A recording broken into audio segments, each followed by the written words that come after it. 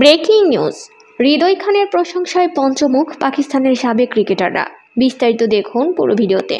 দর্শক, সুপার 4-এ নিজেদের প্রথম ম্যাচে শ্রীলঙ্কাকে হারিয়েছে বাংলাদেশ, যেখানে বল হাতে গুরুত্বপূর্ণ অবদান রেখেছেন মোস্তাফিজুর রহমান, আর ব্যাট হাতে দুর্দান্ত এক 50 করেছেন তাওহিদ হৃদয়। তাই তো মোস্তাফিজ হৃদয়ের প্রশংসা ঝরেছে পাকিস্তানের সাবেক ক্রিকেটারদের কণ্ঠে।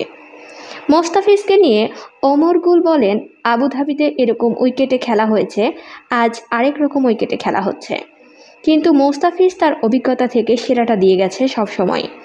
তার ব্যাক অব দ্য লেন্থ ব্যবহার করেছে, অ্যাঙ্গেল করে হার্ড লেন্থে বল ফেলেছে, উইকেটও পেয়েছে। লক্ষ্য তাড়া করতে গিয়ে 45 বলে 61 রান করেছে সাইফ হাসান। তাওহিদ হৃদয় করেন 37 বলে 58 রান। এই দুজনের প্রশংসাই করেছেন মিসবাহুল হক এবং শোয়েব মালিক।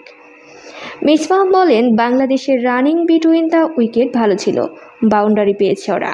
রান রেট কখনোই তাদের উপর চাপ প্রয়োগ করতে পারেনি। শেষ ওভারে এরা কিছুটা ধাক্কা খেয়েছে, প্যানিক করেছে। হ্যাটস অফ বাংলাদেশের ব্যাটারদের। এত বড় মঞ্চে যখন তারা এভাবে খেলে, এত কম্পোজ ক্রিকেট এরা খেলে, এটা অসম্ভব।